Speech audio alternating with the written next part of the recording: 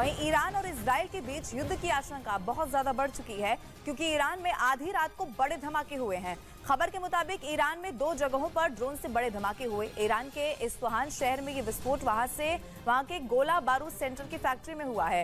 Iran में धमाके के बीच तेहरान में सैन्य विमान भी मंडराने लगे और ड्रोन हमले को विफल कर दिया गया। इस हमले में किसी की जान हालांकि नहीं गई है।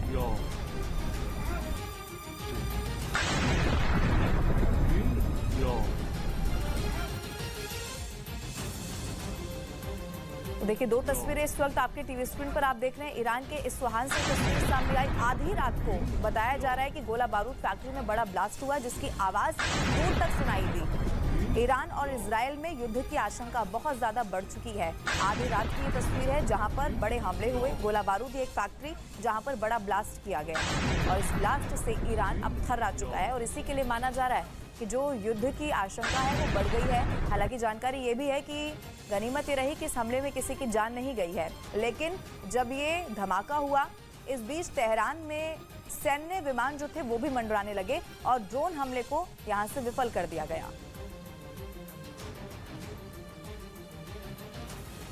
तो ईरान के इस्फहान शहर की जो तस्वीरें इस वक्त आपके टीवी स्क्रीन पर हैं, आप देख रहे हैं। आधी रात को ड्रोन से हमला किया गया। एक गोला बारूद सेंटर बताया जा रहा है, उसकी ये फैक्ट्री थी जिसमें ये जो ब्लास्ट है वो किया गया। अच्छा, इसकी लपटें जो हैं वो दूर से ही तस्वीरों के जरिए समझी और देखी जा सकती है। 3 अलग अलग तस्वीरें इस वक्त आपके टीवी स्क्रीन पर है। ईरान में कैसे ब्लास्ट हुआ, दूसरी तस्वीर में आप देखिए गोला बारूद सेंटर पर यह हमला किया गया। ये वो जगह है जहां पर हमला किया गया और दूर से ही ये आग की लपटें उठती हुई नजर आ रही है।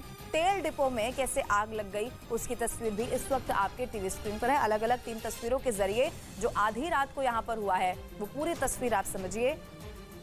पहले आप देखेंगे कैसे 1 सेकंड और फिर ये इतना बड़ा धमाका हुआ, देखते ही देखते पूरे तेल डिपो में कैसे आग लग जाती है। हालांकि गनीमत ये रही कि जान माल का कोई नुकसान यहाँ पर नहीं हुआ है, लेकिन इस धमाके के बीच तेहरान में बताया गया कि सैन्य विमान जो थे वो मंडराने लगे और ड्रोन हमले को उसके बाद विफल कर दिया गया और इसीलिए अब जो युद्ध की आशंका है वो गहराने लगी है।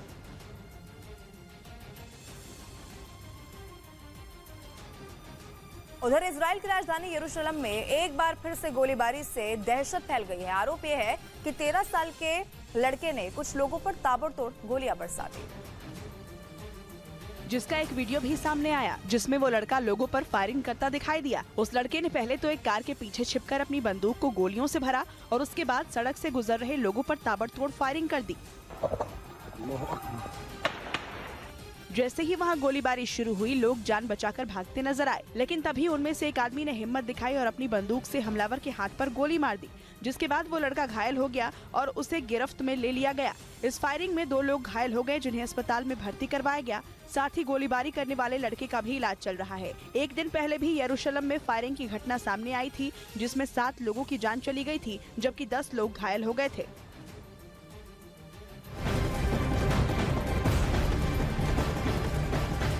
इधर उत्तर प्रदेश के वाराणसी में एक मोटरसाइकिल 20 सड़क पर आग का गोला बनती हुई दिखी और जिसके बाद देखते ही देखते मोटरसाइकिल आग की लपटों से घिर गई और धू धू कर यहाँ पर जलने लगी। आग की ऊंची ऊंची लपटों को देख आसपास के लोगों में हड़कंप मच गया और कुछ देर के लिए ट्रैफिक व्यवस्था भी यहाँ पर थम गई। मोटरसाइकिल के मालिक का दावा है कि सड़क के किनारे खड़ी मोटरसाइकिल को जैसे ही स्टार्ट करने के लिए चाबी लगाई, वैसे ही मोटरसाइकिल में आग लग गई।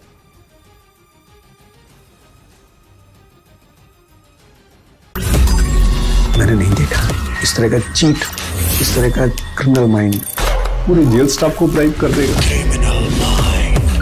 मैं सोच भी नहीं सकता था। गवर्नमेंट फंक्शनरी को इम्पर्सनेट करता था, आवाजें बदलता था। टारगेट भी बहुत पावरफुल धनवान लोगों को करता है। ये एक ही चीज से रुक सकता है, अगर आप इसकी जीभ काट दो।